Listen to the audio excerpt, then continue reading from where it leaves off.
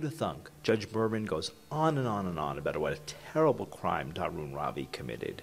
And yet, after an entire speech Judge Berman gives, he just gives 30 days to Ravi. It's unbelievable.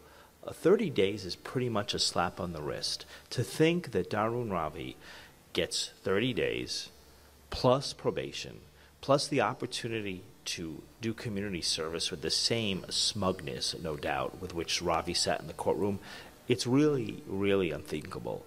Justice has not been served. And I think it's a pretty good result, frankly. It's no fun to go to jail, but you know, we have to remember there's a big tragedy that's been hovering over this, the shadow of Tyler Clementi's suicide.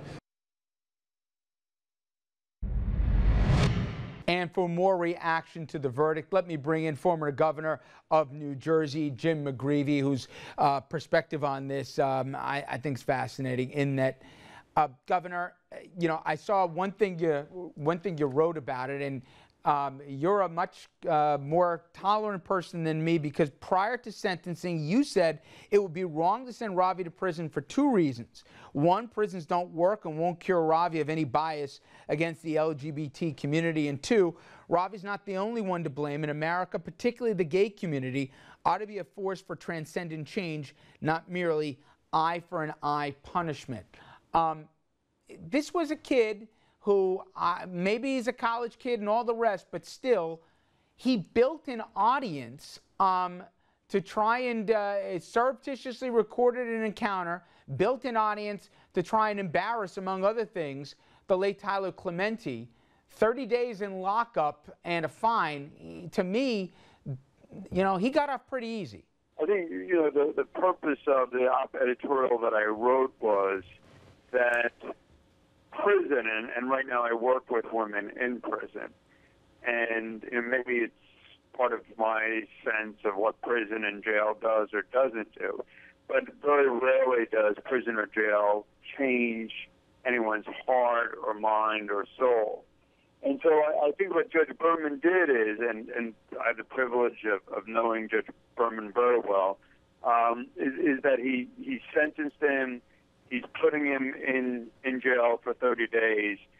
He's having a longer sentence of probation, but it sends a strong message, I think, not only in terms of New Jersey, but the nation, that this is a crime that will be prosecuted. And I think what Judge Berman did was right and equitable, and obviously we all have strong passions on this question, and God willing, against bias. But I think Judge Berman was trying to provide a sentence that was not only equitable, but, God willing, reshaped the wrong that Ravi had perpetuated, insofar as he gives Ravi pause to think about what he did. But finally, right now there's a kid who's probably getting ready to go to college next year. Kid probably hasn't come out to his family, and he's saying, you know what, I see what happened in this case, and I see how the law looked at Ravi for how this went down. Is he better off keeping this to himself here, or given the intolerance that he found, not just on that Rutgers floor that night, but even in how the law punished or didn't punish Ravi, is that kid going to have a different thought process in his head about whether or not he should come out for who he is and be proud of it, given some of the BS that's still going on out there? Your point's well taken, that kids will continue to be in pain all across parts of America, and that will be a very lonely experience. But in terms of college, people can look to online, see where there are more welcoming communities, and lastly, always be willing to protect themselves, and that is to be aggressively, to be advocates for themselves.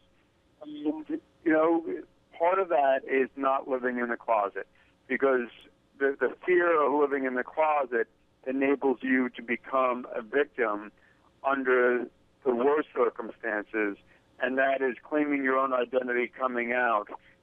Then you're not subjected to the shame and the humiliation and the acts of others, which unfortunately happened in this tragic circumstance. Hey, Governor, I hope the next time we talk is not surrounded such a sad story, but I do appreciate a few minutes. Thank you very much. Thanks. Be well, Richard. All right, I want to bring you at home into the conversation with myself and our table here. Let's begin with Lee, who's calling us from Rye. Thank you for holding, Lee. What do you think? Was justice served here in the sentence handed down today? No, Richard, I don't think it was. It's actually a disgrace. And I feel badly for the Clemente family. I think a lot of people feel the same way you do, Lee. Let's see if Amy also shares that. Amy's calling us from Philadelphia. Amy, you're on the line. Hi, Richard. How are you? Good, I just think there's been a great injustice to the Clemente family. I agree with Lee. Ravi's mother saying he's suffered enough. What is she talking about? Yeah, he'll have a criminal record, whatever, but 30 days in community service? I just don't see it. Next call is Ashera calling us from Pennsylvania. Ashera, you're on the line. Hi there. Well, I really kind of agree with what the governor was talking about. I really feel that I'd like to take it back into the kid that jumped off the bridge. Now, if I was the mother, right, I raised my kids. From the moment they were born, whatever you grow up to be, I love you. When they got older, I said, I don't care if you marry a racial person. I don't care if you marry, if you turn gay. And that kid's strong. Those kids are strong. Why didn't that mother raise that kid? You can't do that, though, way? Ashera. I got to jump in there. You can't do that. From what I heard, and we heard from both parents and also one of Tyler Clemente's siblings, you had a tolerant family there. Kid hadn't come out. It's not incumbent on Tyler Clemente that he had to come out to suit whatever your timetable was, mine, or anyone else's. This is, unless you walked in the shoes, I imagine, a very difficult situation for any family dynamic here to navigate. That's not the point here. Tyler Clemente was a freshman. If any of us remember our freshman years, you're figuring out a lot of stuff. To have to deal with that additional stuff that his roommate caused, whether or not you can put this all on Ravi, nonetheless, he set this in motion. And the question is, the onus does not fall to the Clemente family. The onus falls to both the law and also Dharun Ravi as to what kind of culpability here or responsibility they have for what was a tragedy. I'm not suggesting it was an easy decision, but nonetheless, 30 days in jail